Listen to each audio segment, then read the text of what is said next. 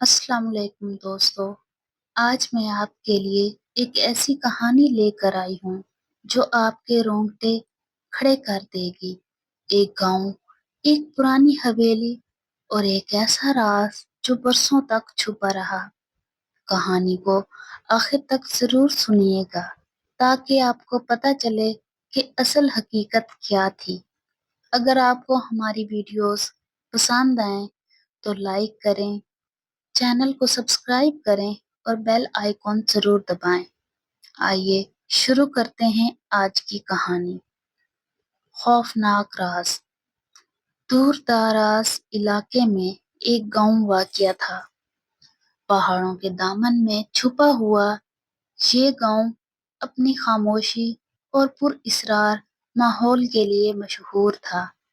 اس گاؤں میں ایک پرانی حویلی تھی جسے لوگ کالی کوٹھی کہتے تھے۔ اس کوٹھی کے بارے میں کہا جاتا تھا کہ یہاں رات کو عجیب و غریب آوازیں آتی ہیں، جیسے کوئی روتا ہو، ہنستا ہو یا چیختا ہو۔ کوئی بھی شخص سورج ڈھلنے کے بعد اس حویلی کے قریب جانے کی جرات نہ کرتا۔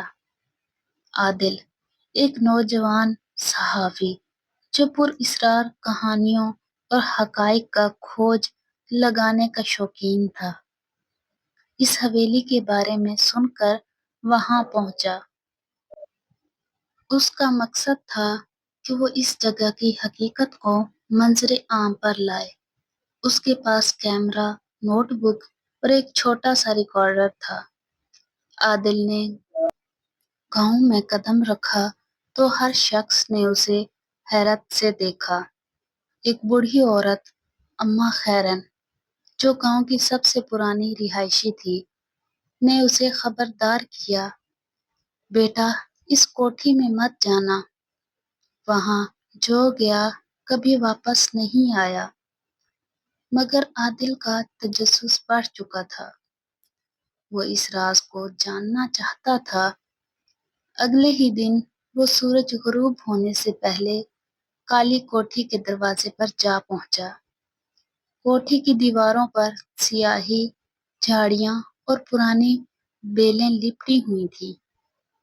دروازہ زنگ آلود تھا، لیکن جیسے ہی اس نے ہلایا وہ آہستہ سے کھل گیا، جیسے کسی نے اسے خوش آمدید کہا ہو۔ اندر داخل ہوتے ہی عادل نے اپنے کیمرے کی لائٹ آن کی۔ گرد و غبار سے بھرا ہوا ہال، ٹوٹے ہوئے فرنیچر، دیواروں پر لٹکی پرانی تصویریں اور ہوا میں ایک عجیب سی بانس۔ اچانک اسے سیڑھیوں سے کسی کے چلنے کی آواز آئی۔ وہ چونک گیا، مگر کیمرے کے ساتھ آواز کا پیچھا کرنے لگا۔ اوپر پہنچا تو ایک کمرے میں روشنی جھلک رہی تھی۔ دروازہ کھولتے ہی عادل کا دل دھک سے رہ گیا۔ ایک نوجوان لڑکی سفید لباس میں آئینے کے سامنے کھڑی بال سنوار رہی تھی۔ عادل نے فوراً ریکارڈنگ شروع کر دی۔ کون ہو تم؟ عادل نے ہمت کر کے پوچھا۔ لڑکی نے آہستہ سے سر گھمایا۔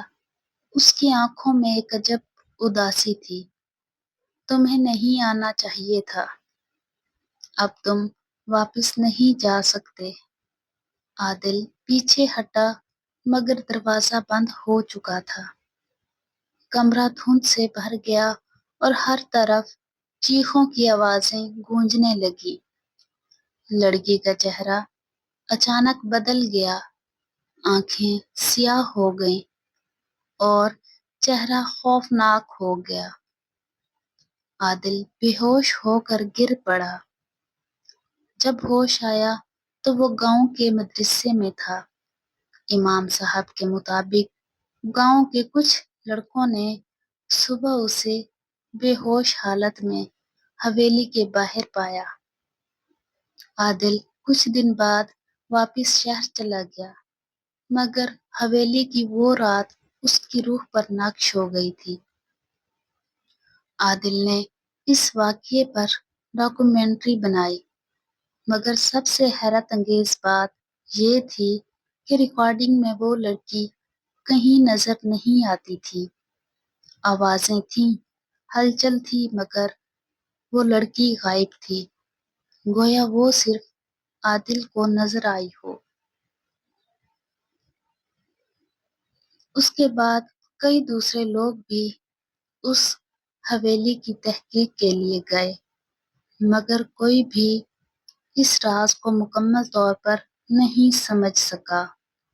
کچھ نے کہا کہ وہ لڑکی گاؤں کے رئیس کی بیٹی تھی جس نے خودکشی کی، کچھ نے کہا وہ جادوگرنی تھی، اور کچھ نے کہا کہ وہ ایک جن ہے جو حویلی میں قید ہے۔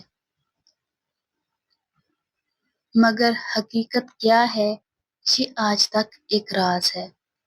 اگر آپ کو یہ کہانی پسند آئی ہو تو لائک کریں، چینل کو سبسکرائب کریں اور اپنی رائے کا اظہار کریں۔